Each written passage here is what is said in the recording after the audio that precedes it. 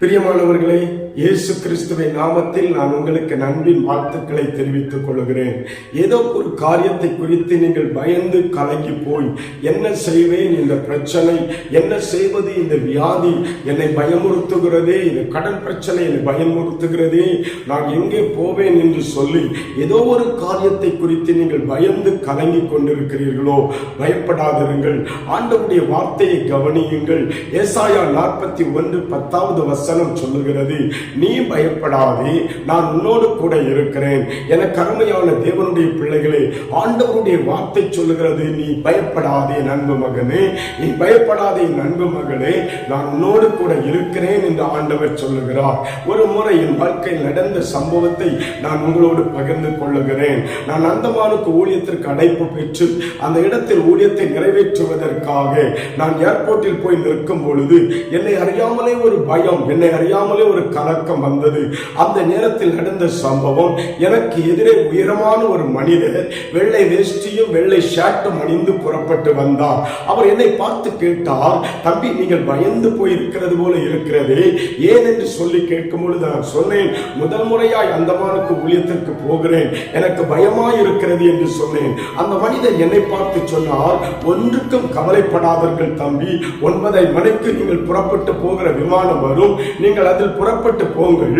நான் 10:30 மணி விமானத்தில் நானும் அந்தமானுக்கு தான் வருகிறேன், ஆகவே நீங்கள் பயப்படாதிருங்கள் என்று என்னை பார்த்து சொன்னார். பாருங்கள், இந்த வார்த்தையை கேட்ட உடனே எனக்கு ஒரு நம்பிக்கை, எனக்கு ஒரு விசுவாசம், எனக்கு ஒரு தைரியம் புறப்பட்டு வந்தது.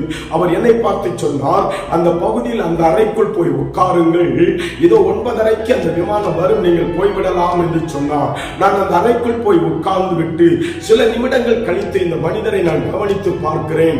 இவர் எங்கே இருக்கிறார் என்று சொல்லி பார்க்கும் பொழுது அந்த பகுதியில் அந்த மனிதரை காணவில்லை. எனக்கு அன்பான தேவனுடைய பிள்ளைகளே, உங்கள் உள்ளத்தின் கலக்கத்தை என் ஆண்டவர் இயேசு அறிகிறவர். உங்கள் பயத்தை ஆண்டவர் அறிகிறவர். எந்த சூழ்நிலையில் நீங்கள் கலங்கி போய் இருக்கிறீர்களோ அந்த சூழ்நிலையை அறிந்து உங்கள் அருகே அவர் கடந்து வருகிறவர். பாருங்கள், அந்த 10 நாள் ஊழியத்தையும் சிறப்பாய் அந்த இடத்திலே நிறைவேற்றி திரும்பி வர ஆண்டவர் எனக்கு உதவி செய்தார். கர்த்தர் நம்மோடு இருக்கிறார். ஆகவே தான் அவர் சொல்லுகிறார், நீ பயப்படாதே, நான் உன்னோடு கூட இருக்கிறேன். ஆகவே இதை குறித்து நீங்கள் பயப்படாதிருங்கள். தேவ சமூகத்தில் ஜெபியுங்கள். கர்த்தர் உங்கள் கலக்கங்களை மாற்றி உங்களை ஆசீர்வதிப்பார். நாம் ஜெபிக்கலாமா? நல்ல ஆண்டவரே, இந்த நல்ல பொழுதிற்காய் உமக்கு நன்றி செலுத்துகிறேன். இந்த வார்த்தையை கேட்டு உங்களுடைய சமூகத்தை நோக்கி பார்த்து ஜெபிக்கிற ஒவ்வொரு பிள்ளைகளுக்காக ஜெபிக்கிறேன் அப்பா. எந்த காரியத்தை குறித்து பயந்து கலங்கி போய் வேதனையோடு துக்கத்தோடு இருக்கிறார்களோ அந்த காரியத்தில் கர்த்தர் அற்புதம் செய்து அவர்கள் பயங்களை திகில்களை மாற்றி என் ஆண்டவருடைய பிள்ளைகளை விடுவிக்கும்படியாக ஜெபிக்கிறேன். ஒருவேளை வியாதி, ஒருவேளை கடன் பிரச்சனை, ஒருவேளை பிசாசின் தந்திரங்கள் உம்முடைய பிள்ளைகளை பயமுறுத்தி கொண்டிருந்தாலும் கர்த்தருடைய கரம் அதில் இருந்து உம்முடைய பிள்ளைகளை விடுவித்து உம்முடைய பிள்ளைகளை நீர் ஆசீர்வதிக்கும்படிக்கு நான் ஜெபிக்கிறேன். உம்முடைய கரத்தில் ஒப்புக் கொடுக்கிறேன். நீர் பொறுப்படுத்திக் கொள்ளும். இயேசு கிறிஸ்துவின் நாமத்தில் ஜெபிக்கிறேன். ஜெபம் கேளும் நல்ல பிதாவே. ஆமீன், ஆமீன். பிரியமானவர்களே, தொடர்ந்து ஜெபியுங்கள். கர்த்தர் உங்களை ஆசீர்வதிப்பார். ஆமென்.